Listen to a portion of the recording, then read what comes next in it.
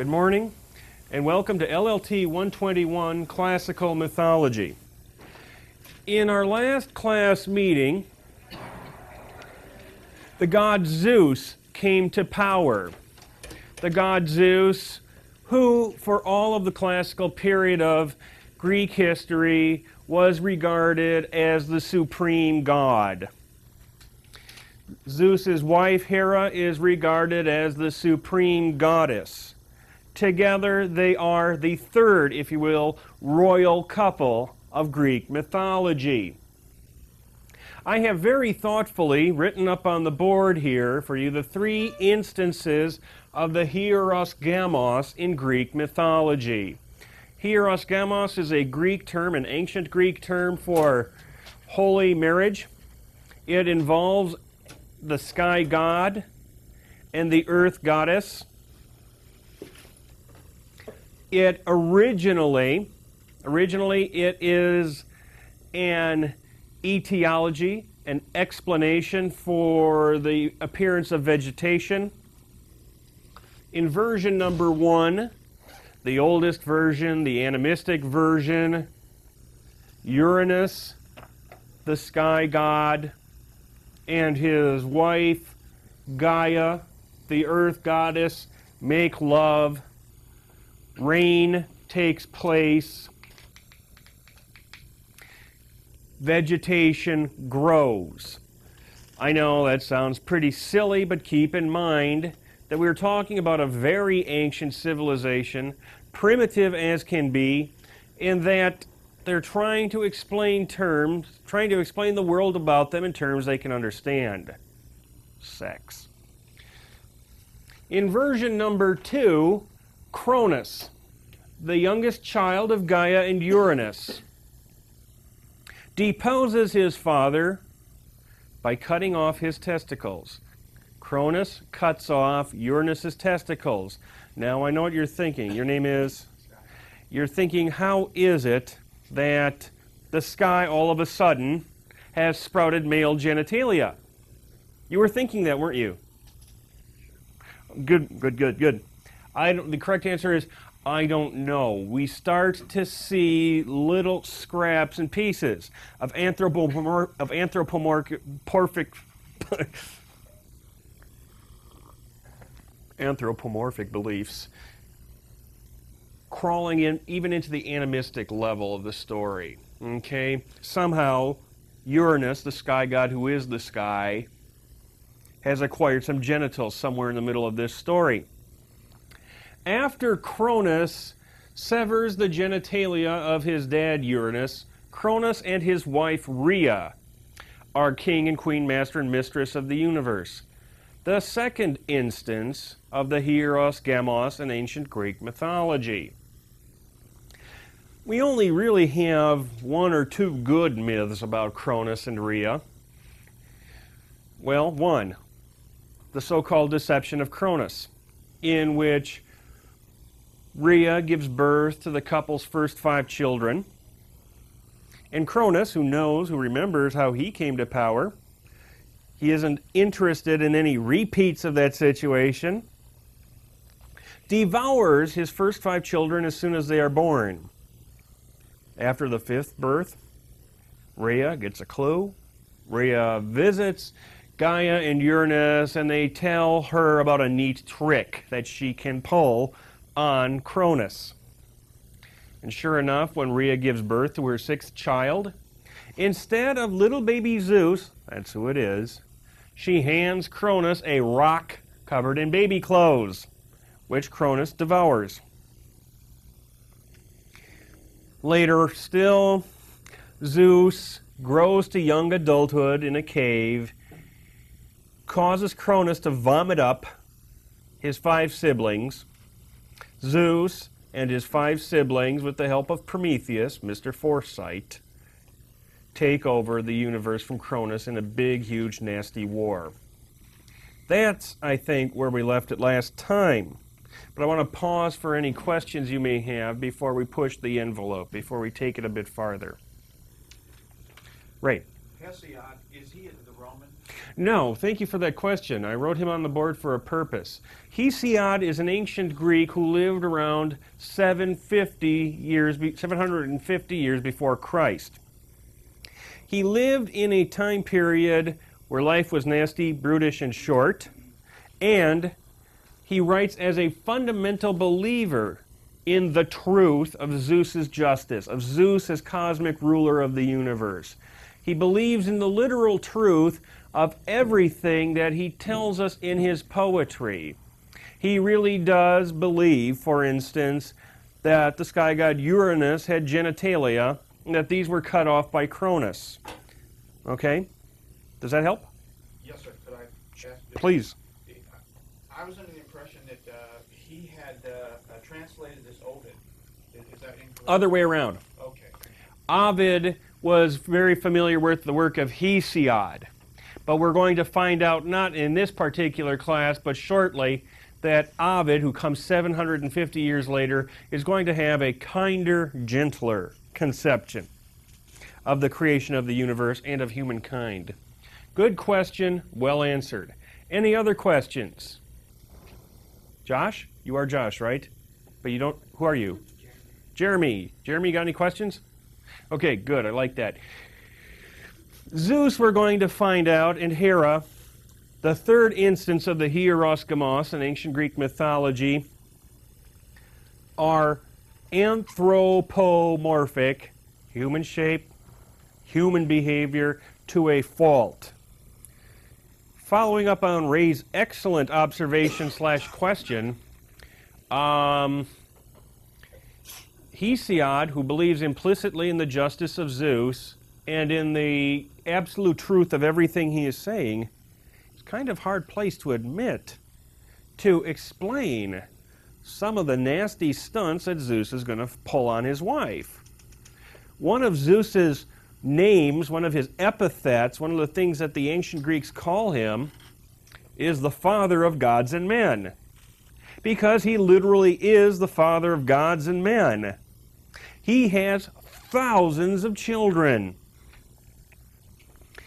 What kind of personality do you think that Zeus is going to have? Your name is still Jennifer, right? Okay, I didn't recognize you without your cast. Jennifer, if Zeus is the father of gods and men, what kind of personality is he going to have as a husband? He's a jerk. He is a lying, philandering sleazeball who will sleep with anyone and anything. He has to. He's the father of all these gods and humans. But he has a wife, and he has myths about him and his wife. Hera can't get even with Zeus for all of his little extramarital exploits because he's Zeus. And this is a patriarchal society. So Hera develops a personality which is not very complimentary. She's a kind of goddess who stalks around with a rolling pin, not looking for her husband, but for all the mortal women and goddesses that her husband sleeps with. Hesiod himself was kind of puzzled as to how to explain these two different conceptions of Zeus. Zeus actually is credited with the worst pickup line in all of Western civilization. Zeus used the worst pickup line in all of Western civilization. He used it on his own wife, and it worked. That's a teaser for our next exciting class.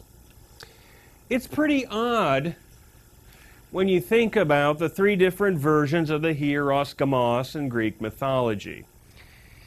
Gaia and Uranus are completely or almost completely animistic, the sky and the earth. Zeus and Hera are completely anthropomorphic to a fault. Cronus gained power over Uranus by castrating him. Zeus gained power over Cronus by fighting a war with him. It sounds kind of odd to hear about gods fighting wars, gods giving birth to their own children by vomiting. But in fact, These themes show up in a number of different mythologies, one such being the Hittite civilization. If you can see up here on this Lands of the Bible Today map, well, just try to imagine the country of Turkey in your minds. Smack dab in the middle of what is now called Turkey was a civilization called the Hittite Empire.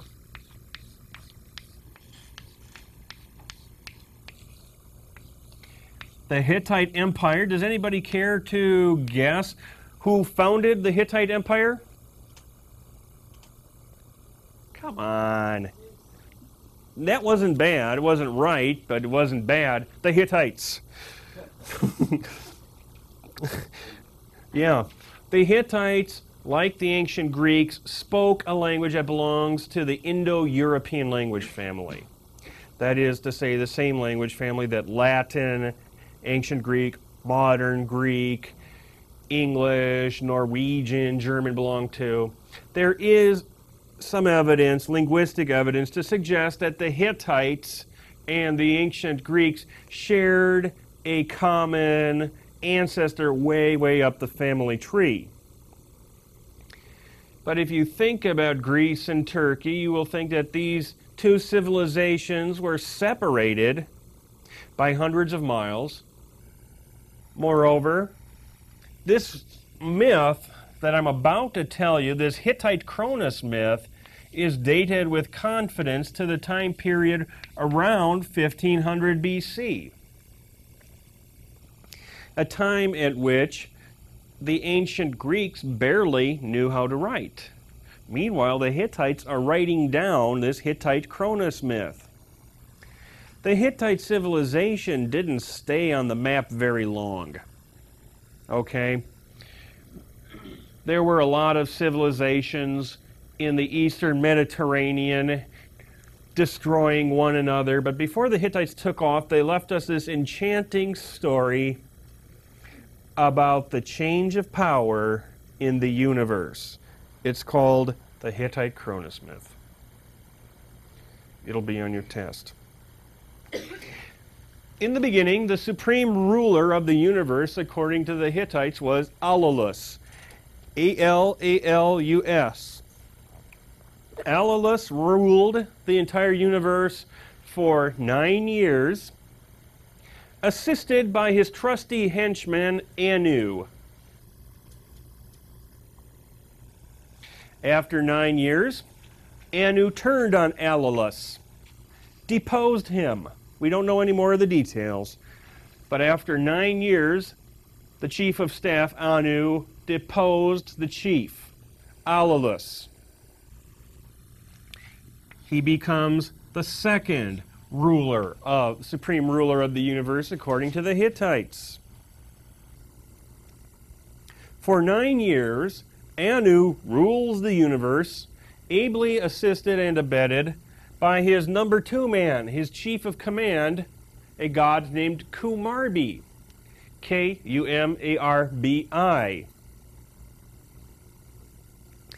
And after 9 years, Elizabeth, do you want to guess what happens? Kumarbi deposes Anu. You can see that whoever made up this particular myth was not really using up a lot of imagination here. Or maybe they were just saving it. Because we do have some details about this. Not only did Kumarbi overthrow Anu and make himself the chief of the gods, the chief of the Hittite universe, Kumarbi castrates Anu. Ding, ding, ding, ding. Does that sound familiar? Okay, just checking. And then eats the severed genitalia of Anu. Oh, grody. The ancient Hittites really believed this, by the way. I pause for your questions up to this point. So Kumarbi has castrated Anu. Kumarbi has eaten the severed genitals. Does anybody want to guess? You're Kristen, right? What happens next? She shakes her head sadly. She doesn't want to guess. Your name is? Jared. Jared, you want to guess? Vomits a bunch of genitals. He vomits what? You're pretty close, actually. Aphrodite, he gets pregnant. This sounds like a bad Danny DeVito movie. Most of them are bad. He's pregnant. Moreover, he's a pregnant guy with a problem. What's his problem? Well, I'll put it decorously. He is not equipped to give birth to children, shall we say. All the same, he vomits up 4 children. Does that sound familiar? Yes, good, well taught. Including one called Storm God. This child, Storm God, according to Hittite mythology, grows up and puts Kumarbi out of a job, becomes ruler of the universe. Why on earth did I tell you this weird story? Well, number one, hopefully it deflects a little weirdness from the Greek account in which Cronus castrates Uranus, then Castro, I like that. Cronus vomits up 5 of his 6 children who join Zeus in deposing him. If you were to be taking my fine comparative mythology class, LLT 321, we would examine several instances of other civilizations, mythologies, in which this exact same sort of thing happens. Pregnant gods giving birth or asking goddesses to help them give birth. Castrated gods, the universe being ripped up and created out of the destroyed body of a dead deity. Humans created out of mud, blood, and spit. These 2 particular stories aren't necessarily all that weird. Another thing I want to point out to you, another reason why I told you this excellent quote-unquote Hittite Cronus myth, this is my present to you for showing up today. I'm putting it on your first quiz. Is that the parallels are instructive.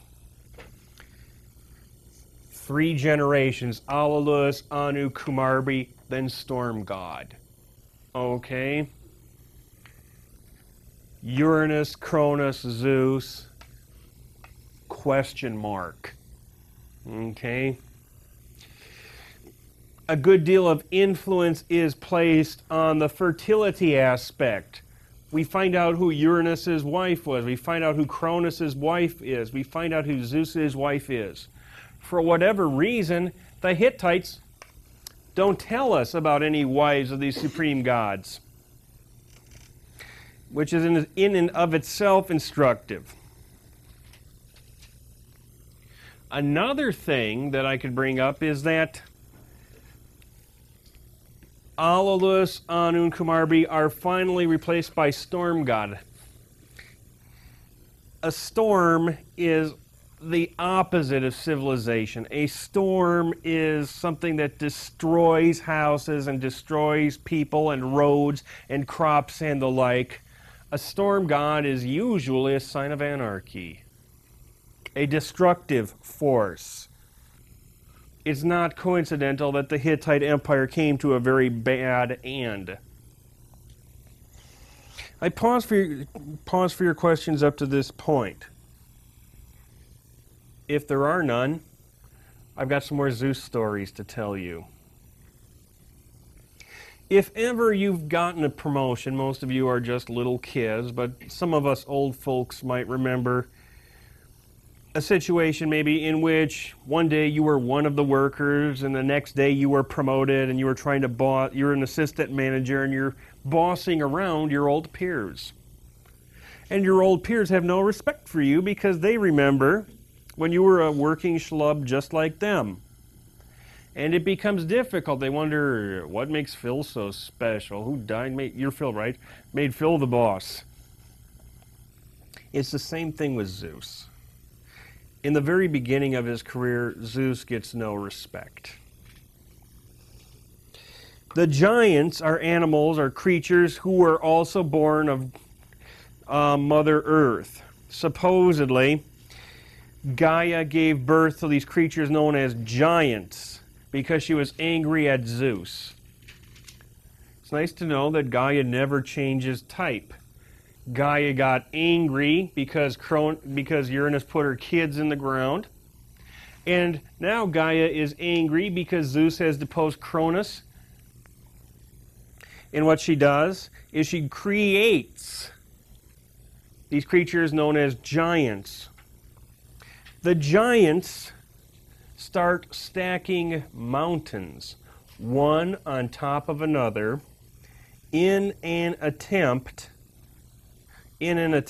to bring Zeus down from his perch atop beautiful Mount Olympus. These two giants are stacking mountains on top of one another. However, what happens? Zeus reaches back, throws a thunderbolt, boom, whap, as John Madden would say, and pretty soon these giants are no more. Supposedly, Zeus buried each giant under a volcanic mountain so that when you're visiting, say, Mount Etna, the volcano in Sicily, there's a giant under there that Zeus threw there. Regina. Who gave birth to Gaia? Gaia. Remember, Gaia is, you bring up a good point.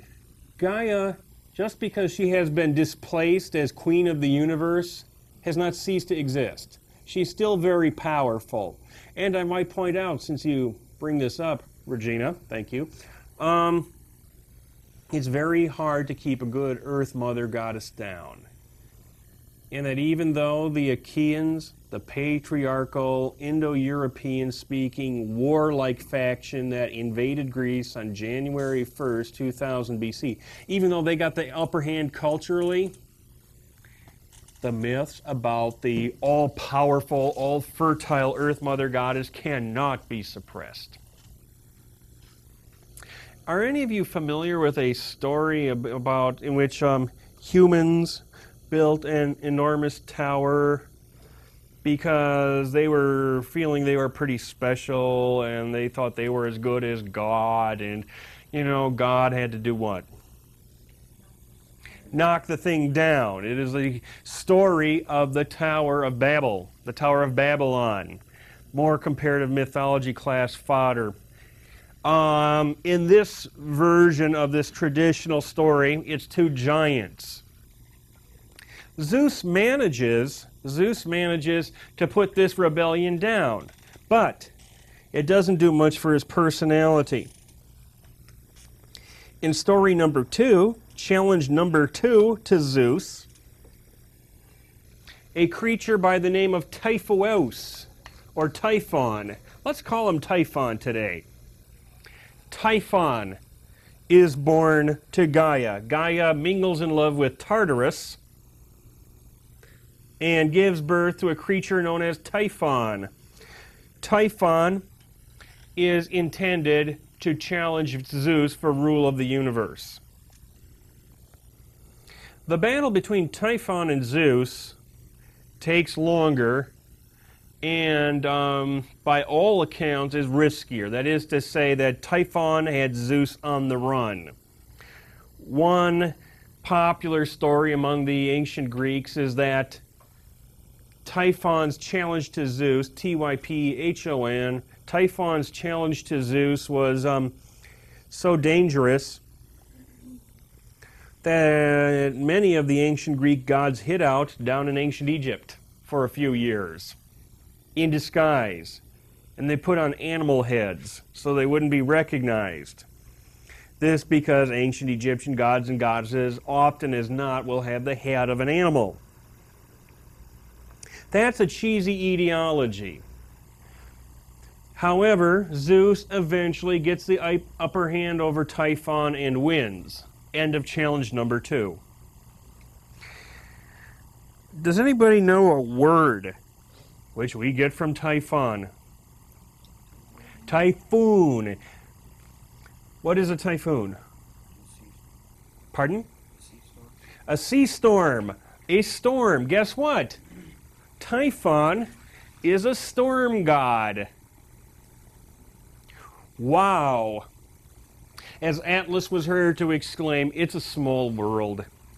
Zeus puts down a challenge from a storm god in order to retain power over the universe. In the Hittite version of the story, storm god takes over. Mark. I presume you can analyze why one culture had the storm god living and why one didn't. Yeah, you sure can. I would just throw out as a suggestion that the Hittite civilization pretty much disappears by 1100 BC. Okay?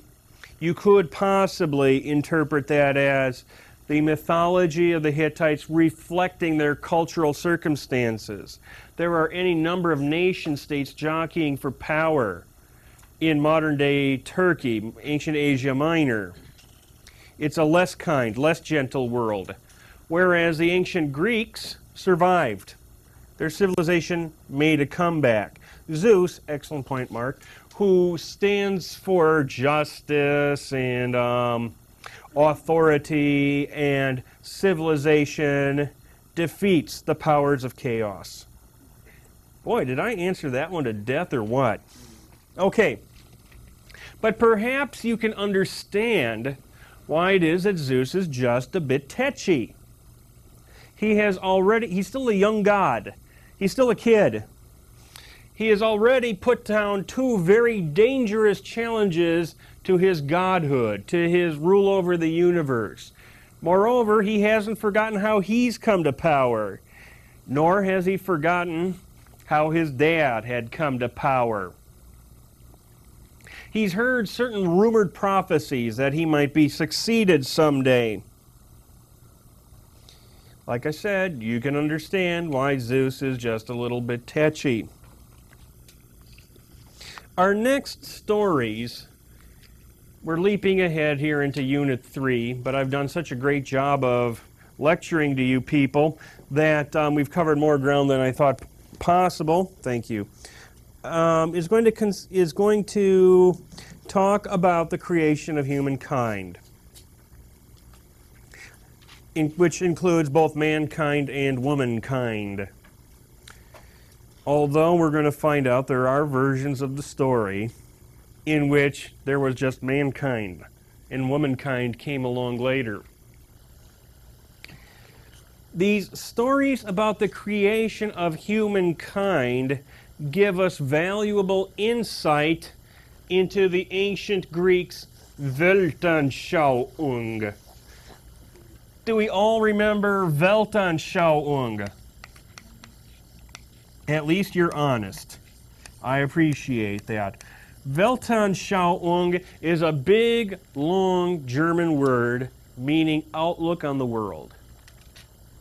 It includes your own appreciation, a culture's own appreciation of the human's place in the world, the potential for, human development, the hopes for development of a good society, whether there's a God or not, whether there are gods or not, whether the gods like you or dislike you, and so on and so forth.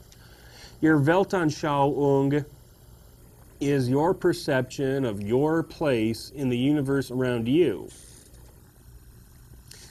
We've all been brought up, or most of us have been brought up, I should say, in the Judeo-Christian tradition, which teaches us that God created humans last for the purpose of ruling over and enjoying all of the good things He put on this earth. This, I would suggest, is an example of a positive Weltanschauung. We were put here because God created us specifically to enjoy all the good things on this earth. We're going to find out that in ancient Greek mythology, humans are created more or less as an afterthought.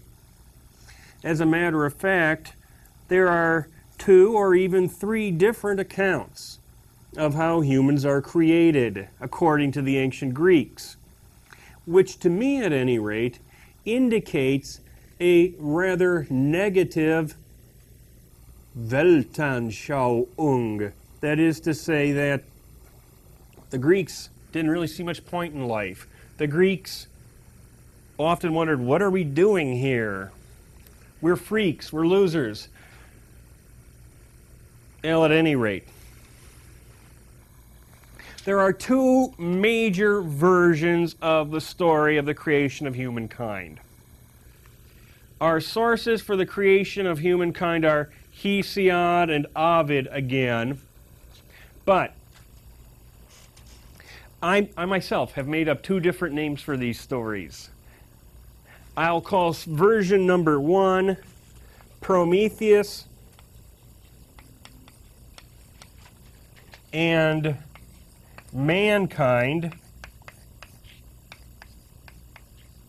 because that's what it is. Prometheus and mankind. Version number 2 is called the Ages of Humankind.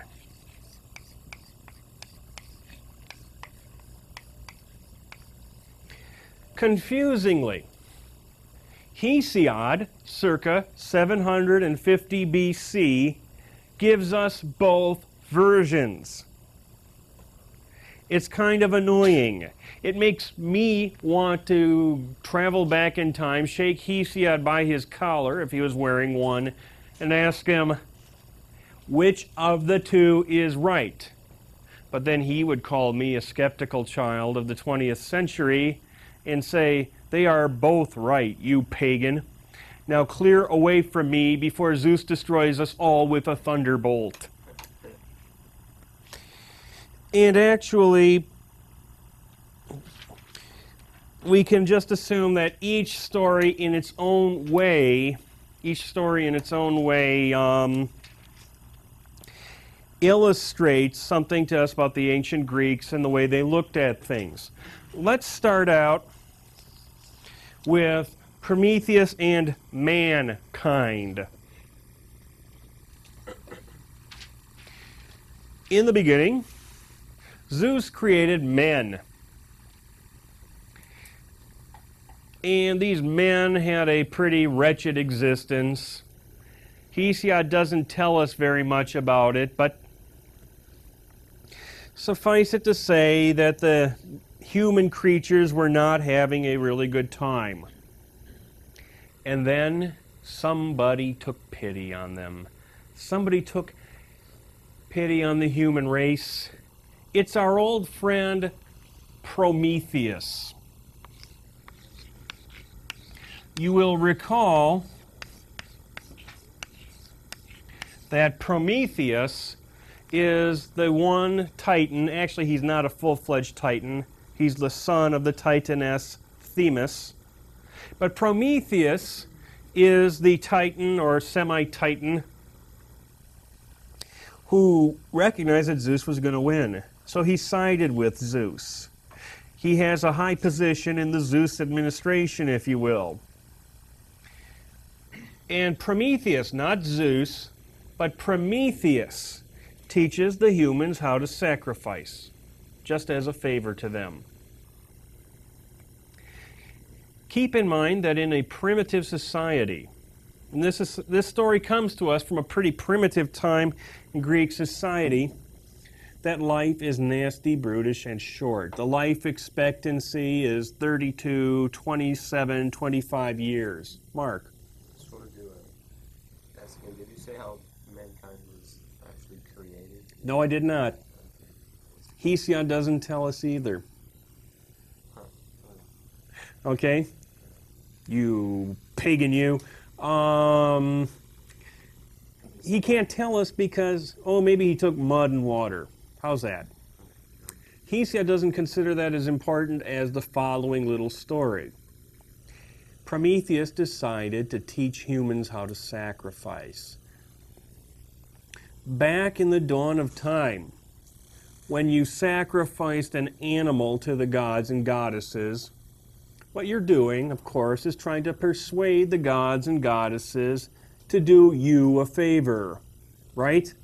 Your name is Erica, is that right? So if you have one cow, for example, Okay, you have one cow, and you sacrifice it to, say, Zeus. You're expecting a pretty good favor, right? Does that make sense? You expect a pretty big favor, and there's a considerable amount of risk involved if you sacrifice your one and only cow to Zeus in September. Why is this? It's all you have. And if you kill Bossy, throw her on a fire, roast her completely, you're depriving yourself of what? Food, milk, fertilizer, hides for clothing. A cow is the most useful animal in the whole universe. In its day, a cow can pull a plow. In its day, a cow was the cutting edge of ancient technology. And we only have one cow. Well, if it's a cow and not a bull, it can also have little cows and bulls. Right? You're taking a risk when you sacrifice Bossy the cow to Zeus, because he's Zeus. And he doesn't have to do anything if he doesn't want to. Nice cow, forget it. But Prometheus is the god who fixes all of this. Prometheus says to the humans, I will teach you a little trick. Next time you sacrifice Bossy,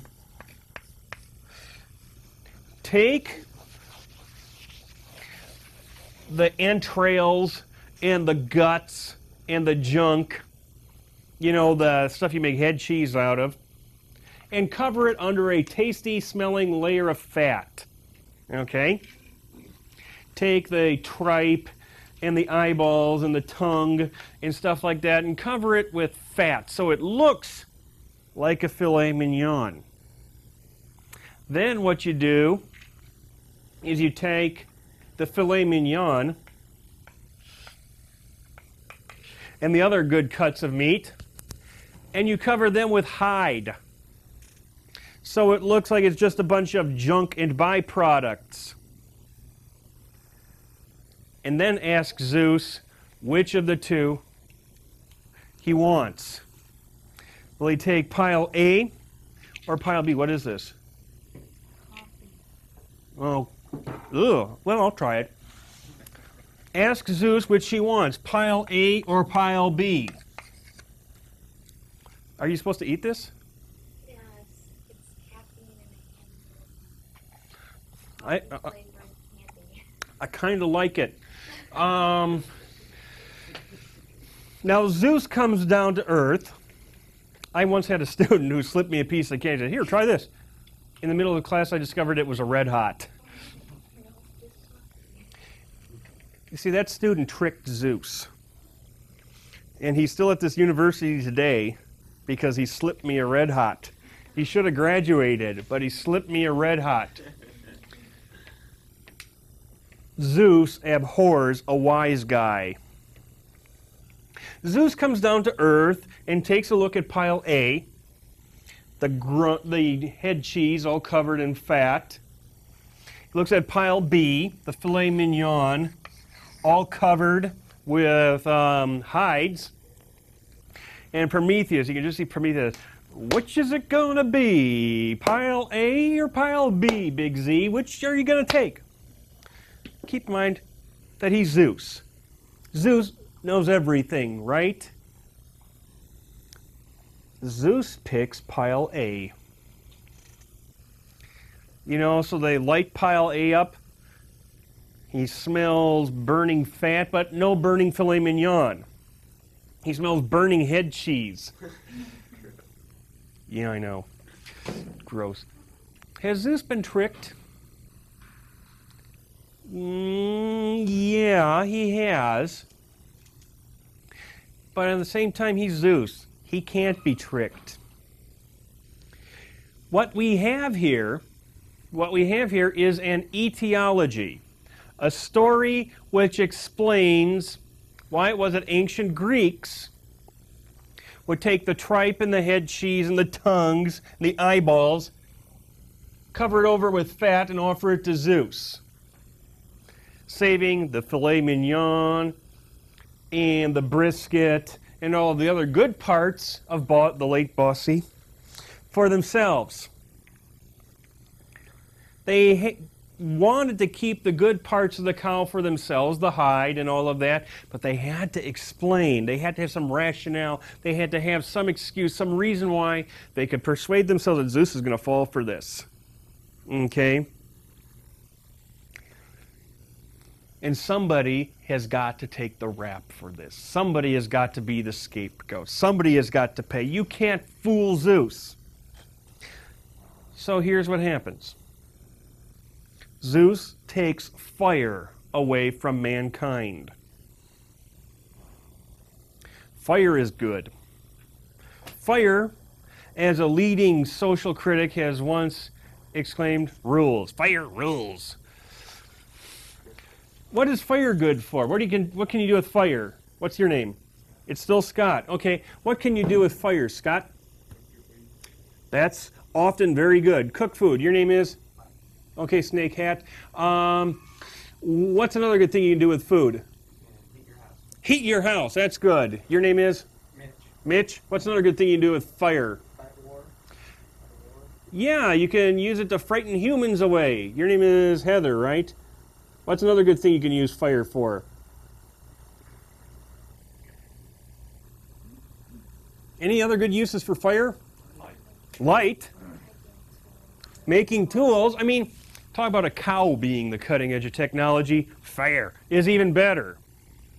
And Zeus took fire away from humans because he was mad. Because this wise guy, Prometheus, slipped him the sacrificial equivalent of a red hot. And notice, by the way, that Zeus doesn't take it out on Prometheus. Prometheus is a god. I'm going to let Prometheus by this time. But I'm going to fix the humans by taking away fire. And Prometheus, even though Prometheus knew what he was doing, Prometheus, his name means Mr. Foresight and all of that, he knows who he's up against. Nevertheless, Prometheus, that friend of humankind, sympathizes with the poor humans against nasty, mean Zeus and brings back fire to humankind. You have no doubt seen the statues.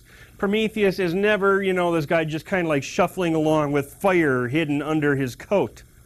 Don't try that at home anyway. He's always engaged in some heroic gesture, bringing fire down to the humans. Because Prometheus, darn it, is a culture hero. Prometheus is bringing humans what they need to be civilized. Fire. Prometheus is bringing them something that the chief god Zeus wishes to deny them. It makes Zeus look like rather kind of a schmuck, doesn't it? That he wants to deny humans this wonderful tool that drives animals away, that heats houses, that enables you to smelt and stuff. Zeus doesn't want you to have that. But unfortunately for you, Prometheus does. How angry is Zeus when he finds out that Prometheus has stolen fire and given it back to the humans? He's very angry indeed. He chains Prometheus up out on the Caucasus Mountains in the modern-day country of Georgia,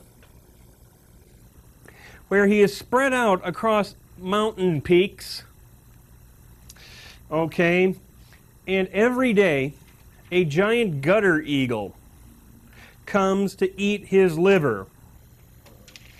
And the liver grows back every day because Prometheus is, after all, a god. Okay, that's Prometheus's punishment. That's okay. Yes, Mark? Why didn't Zeus just take fire back again? May I ask you, Mark, you ever watch a soap opera? You know where Patch, there's this guy named Patch, he's really good looking. And one week he's a race car driver. Then the next week he's an open heart surgeon.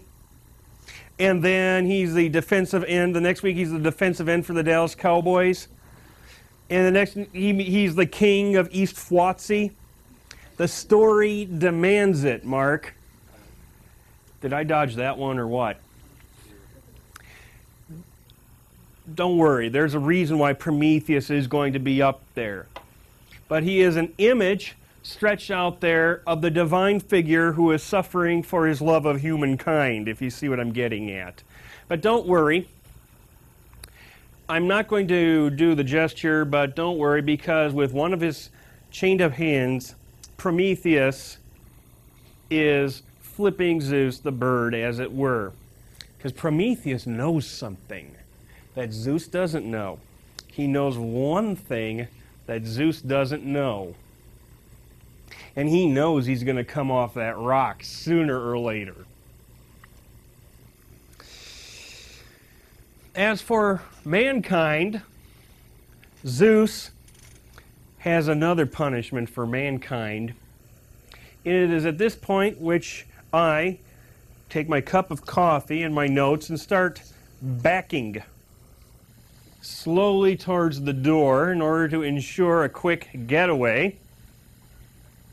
Because believe it or not, Zeus's revenge on mankind was the creation of women.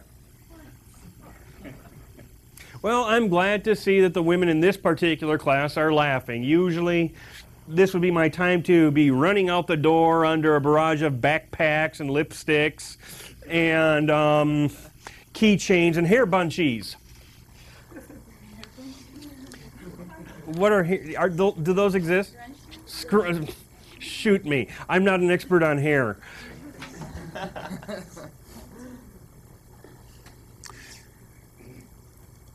This is where we're going to pick up in our next class, obviously. But what I want to tell you right off the start as you read this stuff is, yes, any civilization in which one could explain the creation of women as a punishment for men is fundamentally misogynistic. That is to say, women haters. And ancient Greeks, it is very difficult to think of an ancient Greek mom telling her ancient Greek daughter, oh yes, and then Zeus decided to get even with men and created us women. You know, yeah, I don't think that happened, obviously. But for better or worse, our own, the ancient Greek culture, is not the only culture in which everything bad is based on something that a woman did wrong. I leave you with that tantalizing thought. You've been a good class. We'll see you next time in Classical Mythology, LLT 121.